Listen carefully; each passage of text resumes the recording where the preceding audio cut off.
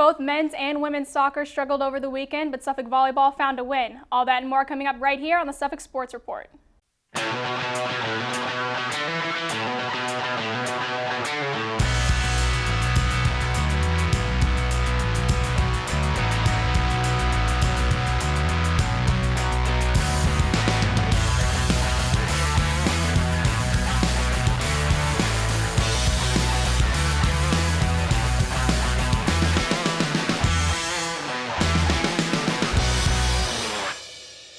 Welcome into Studio 73, everybody, presented by the Communications and Journalism Department. This is the Suffolk Sports Report, and I'm Laney Johnson.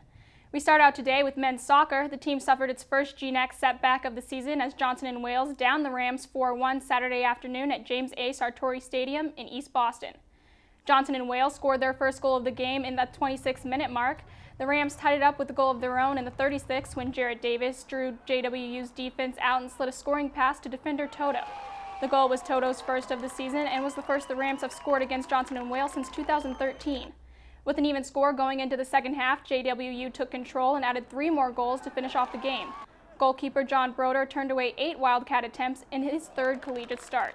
Our Jacob Tobey and Sean Cushing had the call on the Suffolk Free Radio, and we now throw it to them for the post-game action. Guys?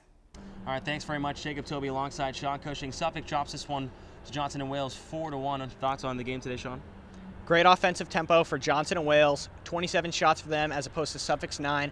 They controlled the pace of the whole entire game. They had great defense from Xavier Cardi and the rest of the guys on Johnson and Wales, and this is really what we expected coming in, as they're the powerhouse in the GNAC conference. Suffolk came in at a disadvantage today with a couple players injured and also had a couple injuries during the game today. What can you tell us about those? Well, Alberto Beaton was out for Suffolk, as well as Jordan Casey and Jackson Hines. Beaton leads scoring in all of D3 soccer, and Jordan Casey is the leader in assists on this Suffolk squad. So not having 2 of your best players and going up against the GNAC conference powerhouse, you're not going to expect a win from Suffolk. What is one thing that Suffolk has to do better for their next match? They got to do better in the second halves late in the game. They fell behind a lot. It was 1-2 going into the second half, and then ended up being 1-4. They need to get more shot opportunities in the box. They came into the second half with 8 shots and only ended with 9. So only 1 shot in the whole entire second half. It's just about creating opportunities on those crosses. All right, Suffolk will next play next Saturday versus LaSalle here at East Boston Memorial Park. So for Sean Cushing, I'm Jacob Tobey. Thanks for watching. We'll see you next time. Thanks, guys. Now switching things over to volleyball. In their first of 2 games on Saturday, Suffolk dropped 3-1 to Curry College. The Colonels took the first set, the Rams responded in the second, but it was Curry who took charge in the final 2 sets to claim the victory. In their second game, the Rams were a bit more convincing when they shut out Pine Manor 3-0. With that win, Suffolk is now 5-6 on the season and 0-1 in conference matches played so far. Their next game is Tuesday the 27th at Becker, and they play their second conference game of the season on Wednesday the 28th at home versus Mount Ida. The women's soccer team also saw its GNAC win streak halted Saturday afternoon as the Rams were defeated by LaSalle 4-0. For more on this, we turn it over to Hannah Arroyo. Hannah? Thanks, Laney. The Suffolk women's soccer team faced LaSalle Saturday in a match that led to a 4-0 defeat.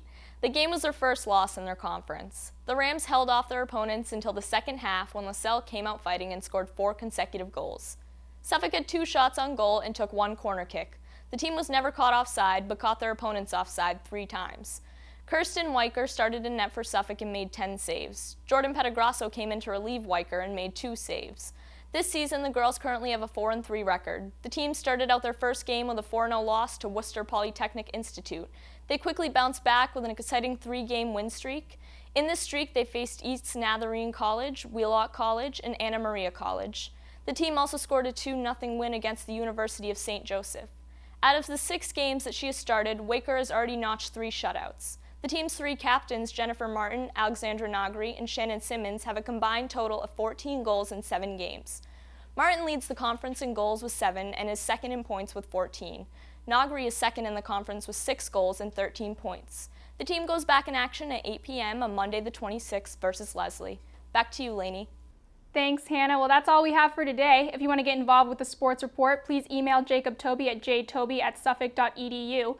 For Hannah Arroyo, Sean Cushing, Jacob Tobey, and the rest of us here at Studio 73, I'm Laney Johnson. Thanks for watching, and we'll see you next time.